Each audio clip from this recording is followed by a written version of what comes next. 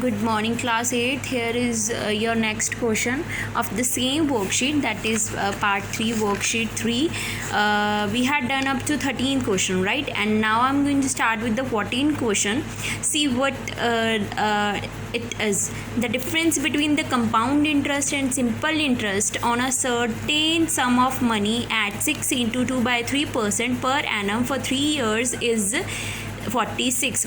What the had set, कहते जो difference है compound interest and simple interest का, वो इतना इंटरेस्ट दे रहा है कितने ईयर में, 3 ईयर्स में, और ये दोनों मतलब simple interest and compound interest का जो डिफरेंस है वो 46 के इक्वल है.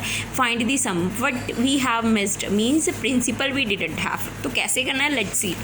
सो पहली लाइन मुझे बोली थी कि difference between compound interest minus simple interest is equal to 46. I had written rate they had given, I had written time given, written. अब यहाँ से मुझे क्या पता चलता है कि मुझे CI भी निकालनी है और SI भी निकालनी है, बट मेरे पास क्या नहीं है, प्रिंसिपल नहीं है, वो मुझे फाइंड करना है. तो मैंने SI लगाया P into R into T upon 100. ठीक है, तो जो वैल्यूज़ थी सारी मैंने पुट कर ली.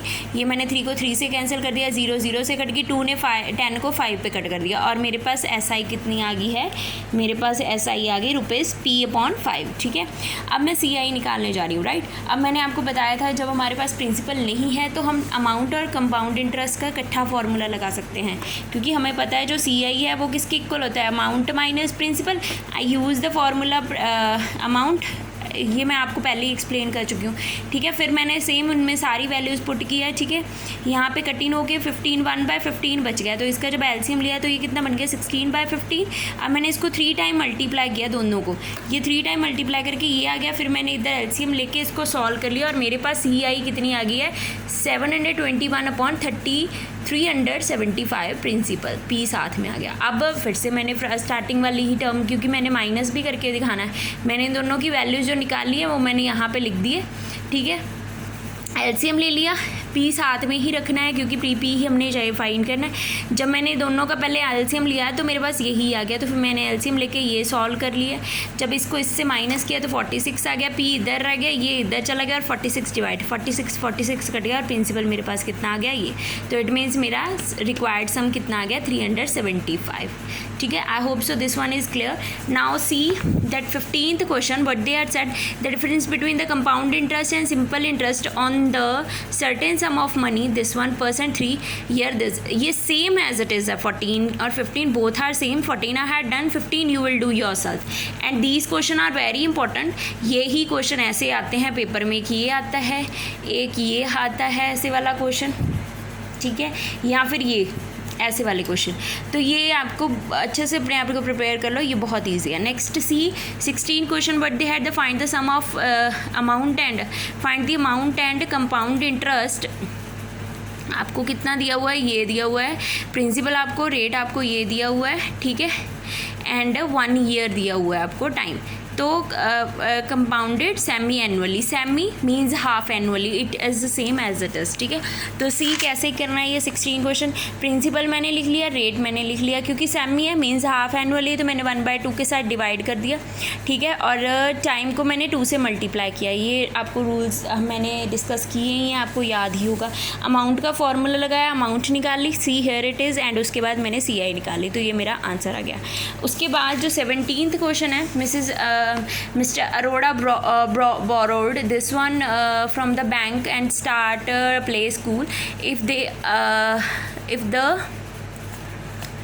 If the bank charges this one per annual compounded half yearly, and what will be, तो हाफ ईयरली आ गया. प्रिंसिपल आपको गिवन है, ठीक है, रेट आपको गिवन है, एंड टाइम आपको गिवन है. हाफ ईयरली मीन्स 1/2 के साथ रेट को आपने डिवाइड करना है, एंड उसके बाद इसको आपने 2 से मल्टीप्लाई करना है. तो ये आपने simple amount and compound interest निकाला. What will be the amount, only amount they had ask, मतलब इसमें कंपाउंड इंटरेस्ट निकालने की ज़रूरत नहीं है.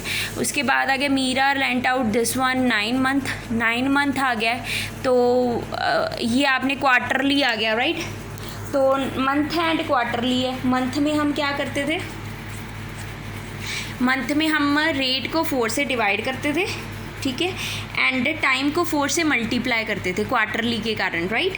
तो ये अपने बिल्कुल ध्यान से करना है, ठीक है, इसको कोई भी कन्फ्यूजन ही नहीं करनी, ठीक है। 9 जब आप 9 मंथ है तो 9/12 × 4 करना, ठीक है।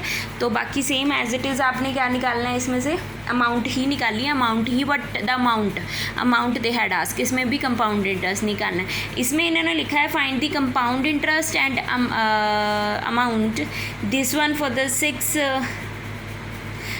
month if the interest is payable quarterly at ₹20 rupees per annum, ठीक है।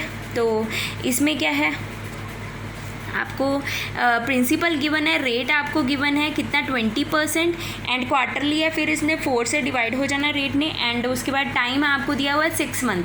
तो 6 मंथ के अकॉर्डिंग आप क्या करोगे, 6 मंथ के मतलब 6/12 × 4 कर दोगे, ठीक है। तो आपने निकाल लेना है, फिर उसके बाद अमाउंट निकाल लेनी है, एंड उसके बाद आपने निकाल देना है CI, ठीक है। तो 20 पैसे, कंफ्यूज नहीं होना है, ये एक्चुअली PA था, पर एनम है, ठीक है, PA लिखा है, इसका डजेंट मैटर, ये आपकी रेट दी हुई है, ठीक है। तो ये थोड़ा अपने ध्यान रखना है, इसमें थोड़ी मिस्टेक है। तो I hope so this exercise is clear to all. If you have any kind of problem you may ask and do it on your fair notebooks and complete it up, and thank you, have a nice day.